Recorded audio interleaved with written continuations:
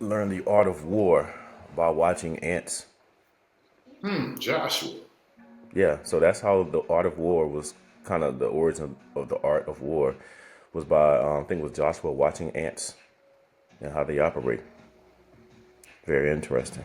And if anyone would ask me what was my first encounter with Yah, my Hmm. creator, and this was like even before, even after going to Bible school as a kid, because I started off in elementary public school, got switched over to private school, was one of the few black males there is trying to figure out my own identity around Hmm. a whole different race of people.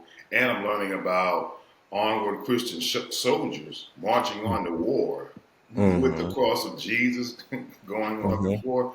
It, it was Constantine going to battle. Right. Yeah. I didn't know what I was learning. So you got to understand, my teaching started then. My emotional intelligence had to kick in Hmm. early on. Hmm. And like the ants, I had to be diligent enough to walk this timeline until I got to a certain point. Then I could go ahead and do my thing. But right now, I gotta I gotta be emotionally intelligent. I can't just fly off the handle. Yeah. You have to And, because you know. and you know what? When we get down to it, one, I think that's the real definition. I would say, if you can control yourself where you're not flying off the handle, and nothing can control your emotional pull. Things may Yes. happen around you every single day, from you losing your job, you losing your car, wife leaving you, she cheating on you, Hmm. whatever may go down in your day. Hmm. If you cannot let it flip you to the point where you lose control, you know what I mean? So when we get down to it, can you be like that ant, diligent enough to say, you know what, I'm gonna keep going. There's more. Right. Right. Because there's a bigger picture, because it's really it's life is about it's bigger than us. Sometimes we only see ourselves. It's all about us, but you cannot be emotionally intelligent, without people, without tapping into people. Like we are. I feel like I was thinking about this whole topic. Like we are kind of like like GPSs, thermometers amongst each other. Like your car, when you set your thermometer in your house, once it goes below a certain level or above a certain level, it's smart enough to detect that and pick it up and adjust. We as people, we have to be able to detect things outside of us and adjust and operate because that's going to make sure. And just like you were saying, it's like that emotional control. And when I start thinking about, okay, we ask the people to take an inventory yourself, and we'll start it off with what we really want to just keep it simple. Hmm. Do a 24-hour inventory check. What do you think about that? Just because that means, for one, that word you use, intentional, comes into play. Yeah. And if you can't keep a journal, I tell you what, a lot of us, we have this. We'll make it easy. You have a cell phone. Most of them, Oh yeah. 98% of Everybody us got a has cell phone. Everybody has When, that. when I go on my little apps that are built into my phone, there's a place called Notes. Hmm. And within Notes, I can start a day, put, you know, the next day's date, 10/28, 10/29, whatever date of the week that you choose to put up there for the next day. And just when you're at work, watch yourself. We must be deliberate. So I start thinking about Job. Hmm. I was like, yo, I said, that's the one character from the biblical times who I can tap into, I think you have some resonance with. And you've Hmm. mentioned it before on Right. a previous podcast. Right. But the temperaments, Joe, we got to realize Joe went from CEO to zero The zero. Real quick. fast. Real quick. Now, in today's society, when people do that, I can watch the decline of athletes, senators, movie actors, Directors. baseball players, Right. gold medalists from the Olympics. I can watch them on that high place, but I can see them at this boom. Yeah. You see what I mean? Mm-hmm. So we will see them, but it's like, what do you do when you're not on that pinnacle? That helps you strive to get to your pinnacle. No one may never see it, but you and your creator, Right. what else matters? Nothing else. Nothing else matters. But you have to refocus. You have to be focused. Going back to how we said before, you have to remain focused, and be intentionally focused, just like the Okay, ant. Joe, we may get up one day and we may get some news that our spouse, whoever we're in love with, are endeared to, or behooved by, whatever the case may be, but they're leaving you. And you were Hmm. like, hold up, man, we've been together for X amount of years. You think about the time invested. You think about, I hate to even say financial investments involved in it as Right. well. You think about all those things that were given up Right. in lieu or hopes Hmm. of long life. Right. And it's like, well, I'm not going to get that. I'm still going to get long life, but it just may not be with you. With that person. Yeah. But how do I maintain enough emotional intelligence to heal while I'm going through this growing apart Hmm. that's intentional? It's going to happen because now you separated. So what Yeah. do you do emotionally to help you strive through? I mean, and some people may need counseling. So I'm going to say, if that's Oh something yeah. you need, please pursue that route. Please, Absolutely. please get your balance.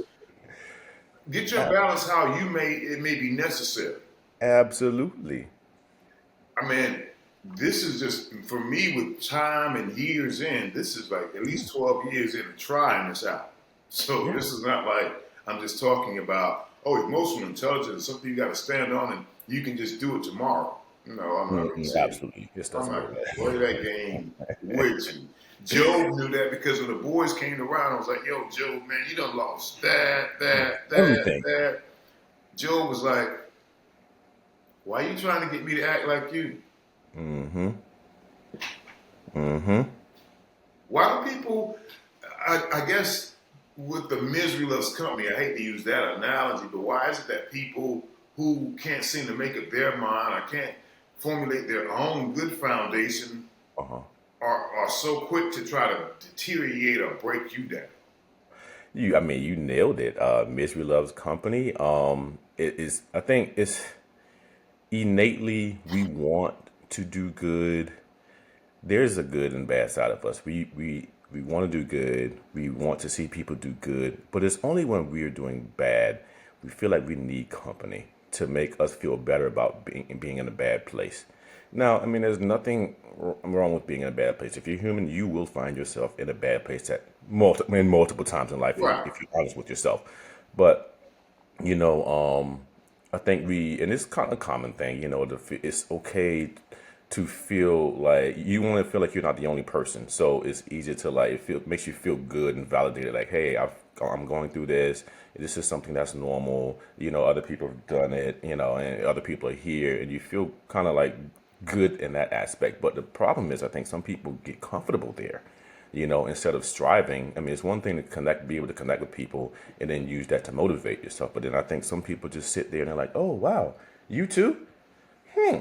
Let's get comfortable here, Let's get comfortable here. And that's the problem. That's the problem. And then, but then they become the issue because you see that next person that gets, trying to find their place on the couch. That person comes on the couch, but they're not there that long. They're here because they got knocked down, but they have a drive to do the work. They get up and do the work. They get off the couch, and now you're mad because, oh, who is he? Who is she? Blah blah blah. But that person's done the work. They've been down, but they want to get back up. You Mm-hmm. know, and then the people on the couch get mad. And misery, like you said, misery loves company. You want to talk try and bring that person down, and that's a horrible. Again, we're talking about emotional intelligence. It's kind of tapping into that right there. Because like why would you want to bring someone down? I don't think innately we want to bring people down, but it's something within us sometimes that kind of shuts down, and we don't have that drive anymore when we feel beaten. and in despair, but you're never beaten, because you're Yeah. never, yeah, And when it gets down to it, it's like I think with Joe, I can keep referencing back to him. He had to silence those negative voices that were coming his way. It's had to. like, and what that was, we have to remember that was an intentional act by Joe. Hmm. He didn't. Everything else was stripped away from him: his money, his land, his sheep, his children, his properties. Everything had been taken away. So the thing that he had was what he started with, which was his relationship with a Right. creator. And Hmm. that relationship that he created with was like, okay, let me hold on to this because I had this before I had that. Yeah. So it gets back to an understanding a foundation, and it's like if we can get our family out here who's listening to get it that Right. that's all I'm asking. So for 24 hours, go to work, and if you get mad at the person at the drive-through because they took too long and you just wanted to get to work earlier, but you left later, take that into Mhm. account. Be Yeah. Be like, accountable. I was late to work, and person at the drive-through, I got frustrated with them Yeah. and just put it out there because therefore Yeah. now it's like okay that person had nothing to do with what's going on, but I responded to them in a way and they made me feel a certain way. Exactly. And Exactly. so when we look at our emotional intelligence, family, what I'm saying is just look at it and just be honest. And here's the thing I had to say: give yourself grace. Hmm. You have to. You go if you really pay attention, which means you want to get better at life, Hmm. then simply do this one thing and everything else around us that we talk about can grow. This is a major seed we're talking about today, just getting that one thing. And as we were talking, my mind came to a story and I was like, okay, this is a better way. I said, I can make this podcast not lengthy, Right. but meaty. Hmm. And that Yeah. is by there's a story called Who Moved My Cheese? Okay. I've heard of that before. And when I read the adult version of it and I also read the student version of it, but I didn't catch grasp of it until maybe 2005 when I was teaching. And, I wanted to do something off book, my style of teaching. And the book was like, Who Moved My Cheese? And I just liked the cover of it. So I took it with this really high level group of sixth graders. Okay. Didn't like it, but I was like, okay. And they just bought all the way into the book. But the synopsis of it simply is this, and family, I'll tell you this. If you don't, even if you have to go download a PDF, Hmm. download the PDF and read it. It'll take you like maybe 2 days, but when you get to the end of the story, hopefully you'll get it because when you're talking right now, there are four major characters. I'm gonna give you the short version. There's him and Haw, and there's Sniff and Scurry. Sniff and Scurry are the two mice who keep going when the cheese runs out. Okay. Just understand those two simple mice, when the cheese runs out, They keep going. they keep going. They get Mm. back in the maze running for more cheese. Him and Hall, and our old country people used to say this word all the time. I never understood it, but now I got it. Him and Hall sits back and they sit on the couch and him and Hall about who moved the damn cheese. Okay. All right. So so they're sitting there. I mean, I'm guessing. So I would imagine they probably waste their life sitting on the couch trying to figure out what happened, as opposed to Yeah, the other mice that are going out to putting in that work. putting in that work. They sitting there waiting on the cheese, and so all of a sudden Hall does what I hope that most of us can do. And even I had to do it. So I realized that sometimes I was like Sniff and Scurry running, but at one point I became like Hall and got content to sit on the couch. Uh huh. And I remember waiting on this man. I was like, "Yo, when I get my $500,000, I'm gonna break you off 60." I remember he told me that. So I'm sitting there, no lie, bro, waiting on his money Mm. because my tool would build up, but not doing anything for myself. I'm sitting Uh there like, huh. hold up. I'm putting in Yeah. more work.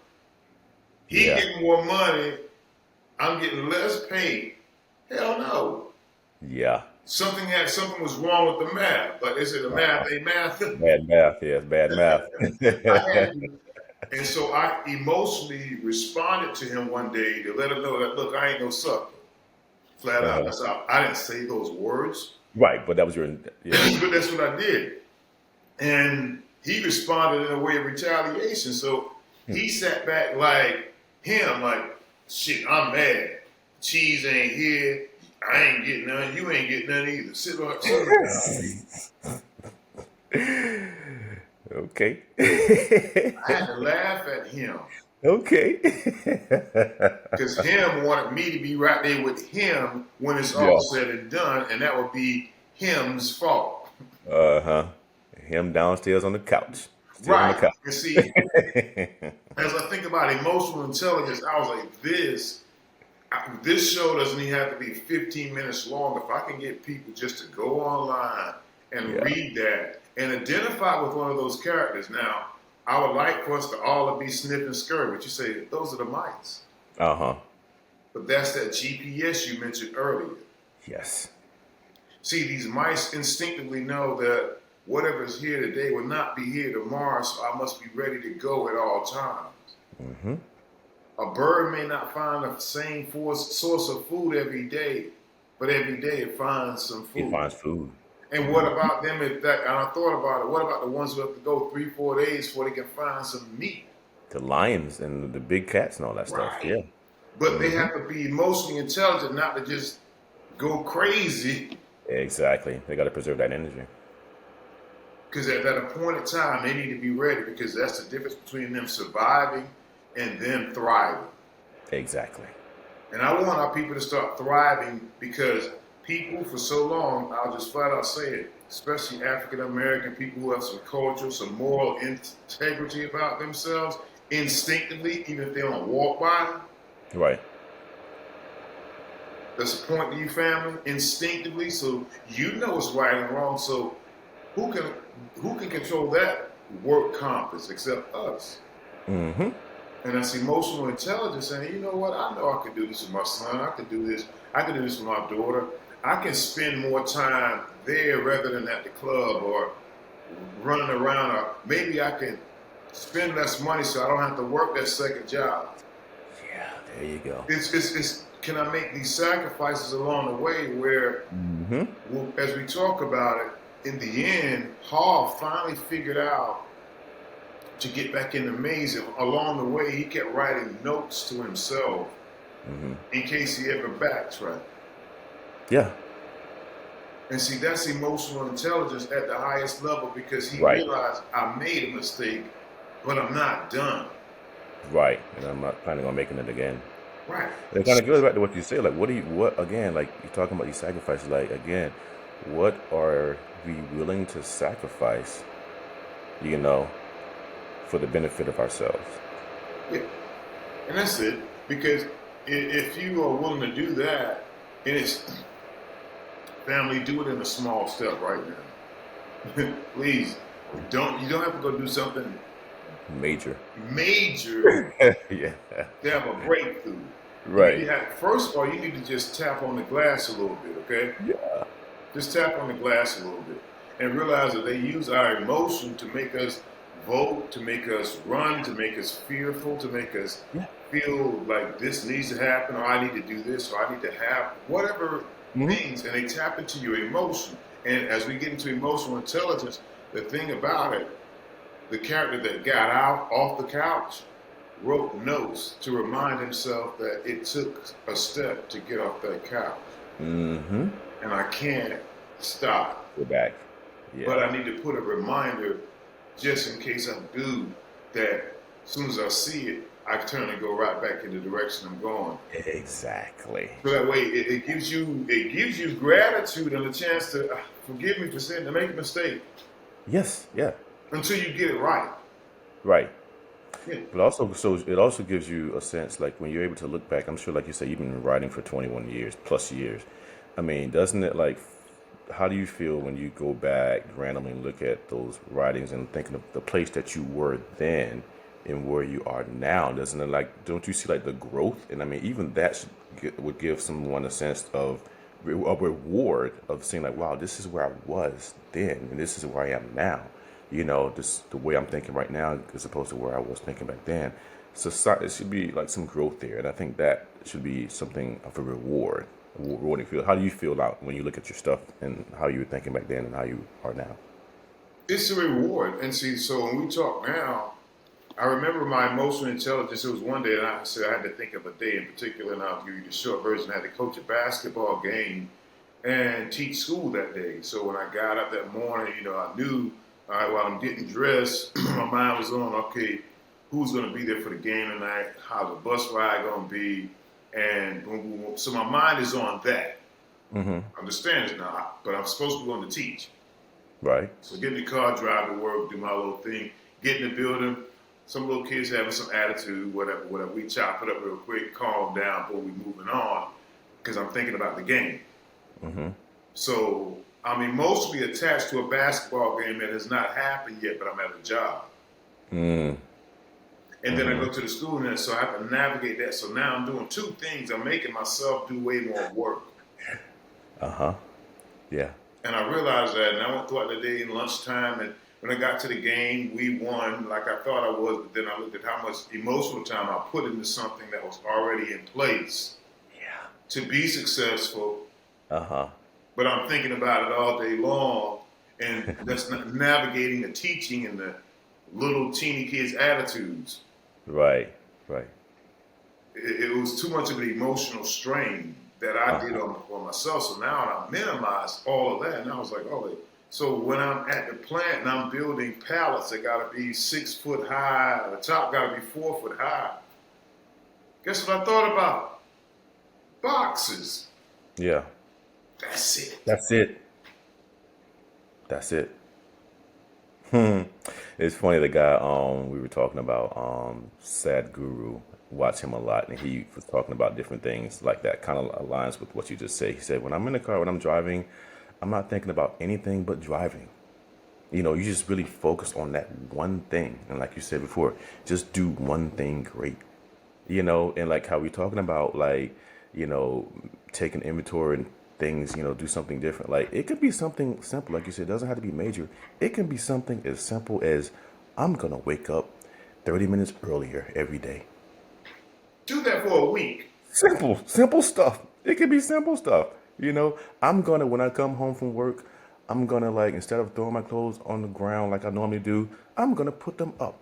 This is very practical stuff that we're talking about, but these small tweaks, you know, will shift your mind and could give you provide time in your day to a lot to yourself and bettering yourself. You think it's small, but over the course of time, you're rewiring your brain and to dedicate to you and the betterment of you.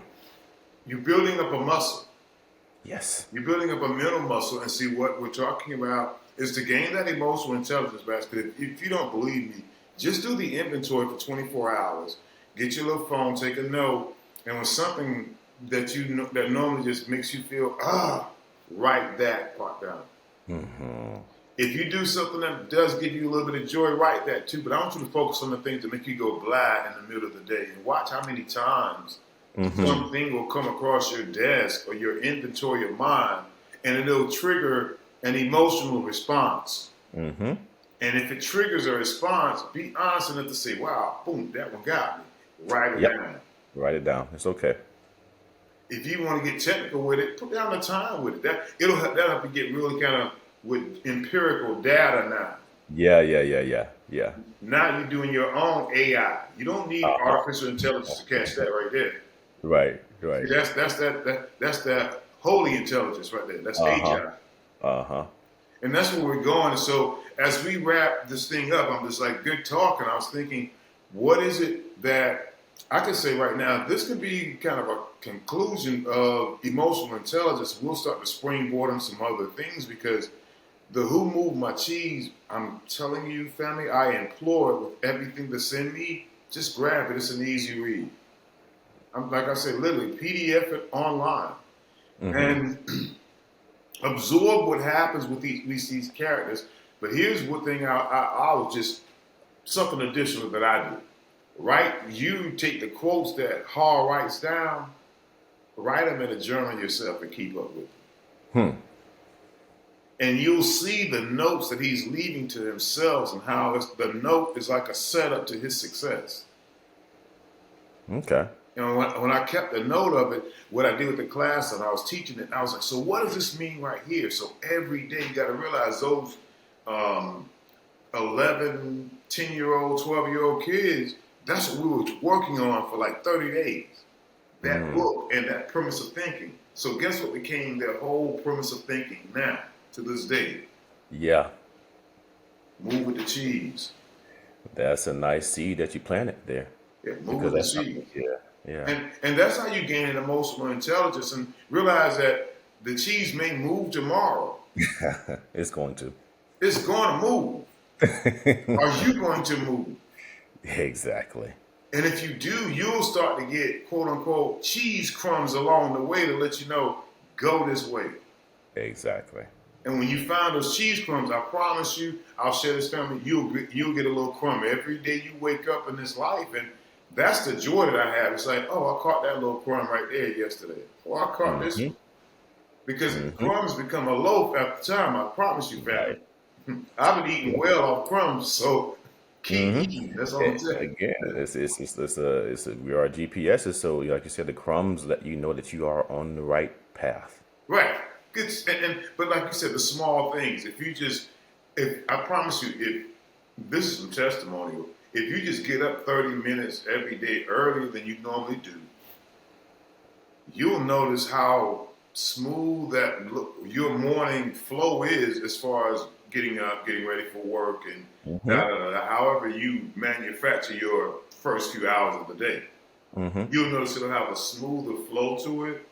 You'll Yep. be you'll be more prepared than ever before. Even though you're Yeah. prepared, Yeah. you'll be more, and it'll be things will be so easier, and the flow will be so much lighter, and you Mm-hmm. realize like, whoa. And it's just a small thing, and that's when you start adding in something else, and then you add in something else, and then you add in until now. With me, all of these things you talk about are now they're part of my instinctive movement every day because I practice each skill set for at Mm-hmm. least 21 days Right.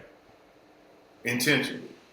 So Mm-hmm. be intentional, family. And as we close out, we both had a chance to watch a TikTok video of an elephant and a group of warthogs. And I'll give you the narrated short version is just this elephant was walking in his pathway and quote unquote minding his own business. And these warthogs, a whole little group of them, just walking away, just like they normally do. Like, hold up, we get whatever we want to.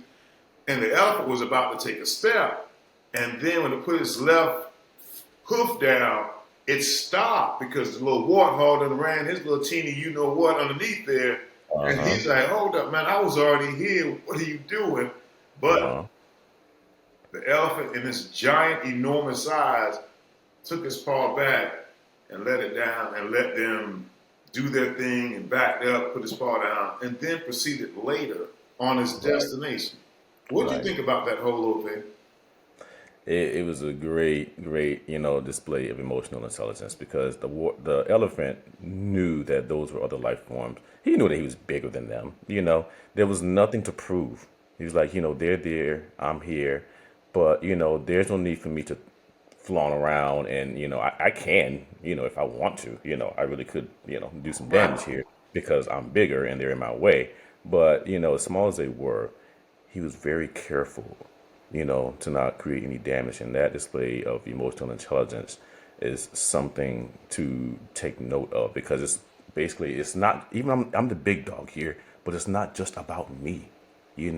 I could be disrupting. If I knock these warthogs off, I could be disrupting a whole life, a whole cycle of life, and all this stuff. And he's very cognizant of that. So instead of just being him and what he can do, he just decided to chill and just take a step back. And that, again, just being aware of your surroundings and understanding it's not about you, it's about everything around you. And if you do that, if you are aware of everything around you, then you are enclosed in that as well. So, yeah. And that's it as a people. And you'll notice when you start to live like this particular animal, because if you think we're the smartest beings that were created, yet we can't Yeah. coexist just based upon we all have blood that are A, B, O positive, O negative, whatever your blood type is, we all have the same blood.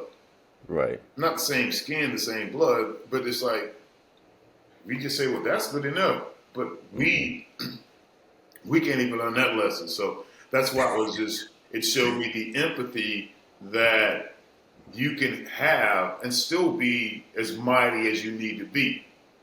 Exactly. That's what I catch that panel. I said you can have the empathy and still be mighty. Uh huh. That the elephant's size didn't change because of his action. His Exactly. size and his ability remained the same. Mm-hmm. But he Mm-hmm. caught on and that look, just because I can do this because I know who I am Right. doesn't mean I do it. Mm-hmm. And see, family, if we can just take that right there, I don't know. I feel like that's the point we need to end. It's like, look at the elephant. He was Yeah. mighty. His might didn't change. Right. It didn't weaken. Right. So because you don't argue with everybody, that don't mean you're weak. Yeah. Because you don't compete and say, well, I gotta have this, that don't mean you're lacking. Mm-hmm. It means none of the things. Exactly. It That's means the the opposite. emotional thing. It's like, but Yeah. if I don't have it, oh, that's the emotional pull. And like I told Mm-hmm. you last week, if you remember this, and this will be a good place to end the show. As far as emotional intelligence, I thought about what's the simplest way I want to share with my people, Twan, is that every thought has an emotion. Right. You are the one who controls the emotion. And if the thought comes in with the emotion you don't like, stop, block the thought. Mm-hmm. Just a Let's simple. handle it. Yeah. Just try it out, family. I just enjoy this, man. I appreciate the time, and I hope that everyone else grows from this point on moving forward and that they display the highest level of emotional intelligence. Family, we got some great things on the horizon, and we need you to be there, mentally there, spiritually there, and ready to flow. But good talking with Yep. you, man. Likewise, brother.